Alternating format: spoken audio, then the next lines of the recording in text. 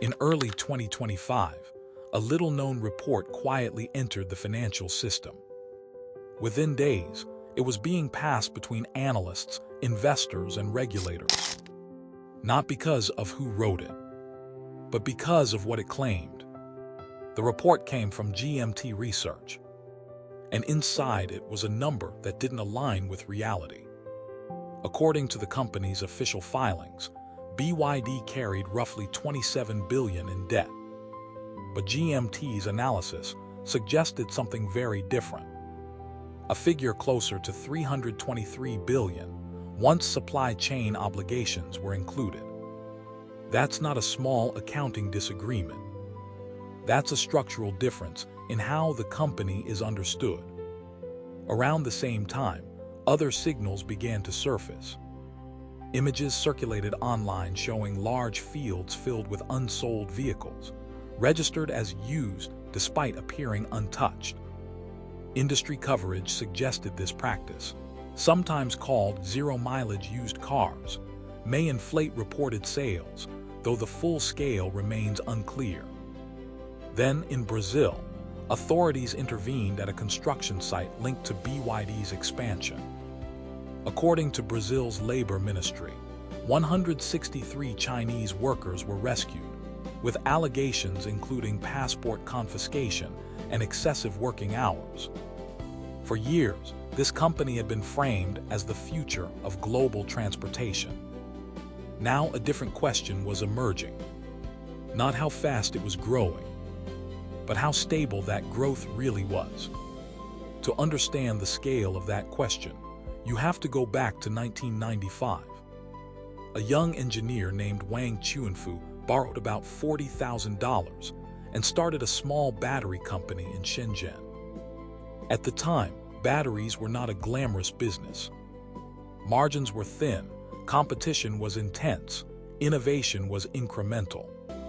But BYD moved fast. Within a few years, it became a supplier to companies like Motorola and Nokia. By 2003, it had grown into one of the largest battery manufacturers globally. That same year, Wang made a decision that surprised investors. He acquired a bankrupt state-owned car manufacturer. From the outside, it looked irrational. He had no automotive track record, no manufacturing ecosystem for vehicles, no brand credibility in the sector. Markets reacted accordingly. The stock dropped and analysts questioned the move. But internally, the logic was different. Wang believed the future of transportation would be defined by batteries, not engines. And that belief shaped everything that followed. Over the next decade, BYD built a vertically integrated system. It developed batteries, semiconductors, motors, and software in-house. When global supply chains fractured during the 2021 chip shortage, many automakers slowed production. BYD didn't face the same constraints. To investors, this looked like execution. To competitors, it looked like a structural advantage. But the financial system behind that growth is where things become more complex. Start with supplier payments. According to analysis cited by Bloomberg and based on GMT Research, BYD's average payment cycle extended to roughly 275 days. That means suppliers often waited 9 months to be paid. In most industries, payments are settled within 60 days. Now here's the important distinction. Those unpaid obligations are typically classified as trade payables, not traditional financial debt. Under accounting rules, that classification is technically correct. But economically, it behaves very differently. Because instead of borrowing from banks, the company is effectively borrowing from its suppliers. Scale that system across hundreds of suppliers, and it becomes a significant source of financing. Then there's the second mechanism, sales recognition. Industry reporting suggests that some dealerships may register unsold vehicles under affiliated entities at month-end. These vehicles are then reclassified as used shortly after. On paper, the initial registration counts as a sale. In reality, the vehicle may not yet have reached a final customer. It's important to note, this practice is not universally illegal, and its scale across the industry is still debated. However, it can distort one key metric, real demand. And in a growth-driven narrative, that distinction becomes critical. By 2024, the data began to show inconsistencies. Analysts pointed to rising accounts receivable and extended supplier terms. Margins were tightening, even as reported sales increased. At the same time, industry figures began raising concerns. Some executives compared the structure to early warning signs seen during the Evergrande debt crisis, though such comparisons remain contested. Then came product-level issues. According to China's State Administration for Market Regulation, BYD recalled 96,714 vehicles in September 2024 due to steering-related risks. A second recall followed in 2025, affecting over 100,000 vehicles. Individually, recalls are not unusual in the auto industry. But combined with financial pressure, they add strain. So why weren't these risks fully priced in earlier? Part of the answer lies in the system itself. First, industrial policy. China invested heavily in electric vehicles as part of long-term strategic planning. According to the Kiel Institute for the World Economy, billions in subsidies supported the sector over multiple years.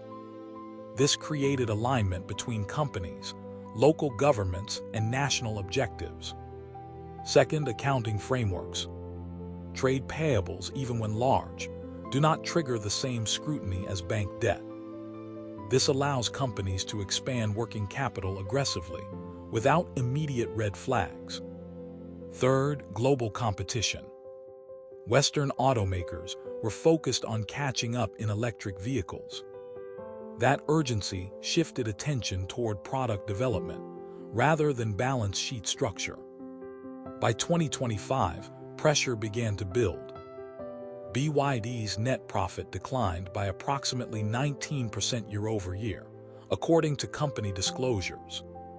Domestic demand showed signs of weakening. Price competition intensified across China's EV market. Government bodies publicly warned that ongoing price wars were unsustainable. At the same time, exports faced rising tariffs in key markets. Margins narrowed, growth slowed, and investor focus shifted, not away from expansion entirely, but toward the sustainability of that expansion. Behind these numbers are real consequences. In Brazil, labor authorities launched legal action tied to working conditions at a BYD-linked site. Suppliers facing long payment cycles effectively act as financiers, absorbing risk. Consumers encounter recall and product reliability concerns. And investors must interpret financial statements that may not fully reflect underlying obligations. Financial stress rarely appears all at once. It builds quietly through relationships, delays, and assumptions. From a leadership perspective, situations like this rarely begin as deliberate deception. They evolve. A company discovers a model that drives growth. That model is reinforced. Metrics improve, scale increases, market share expands. Over time, the system becomes dependent on those dynamics. Extending payment cycles improves cash flow. Accelerating sales recognition improves growth metrics. Each step can be justified individually, but collectively, they create fragility. For leaders like Wang Chuanfu, the pressure extends beyond financial performance. There are national expectations, global competition, strategic positioning. And once growth becomes the expectation, slowing down becomes the real risk.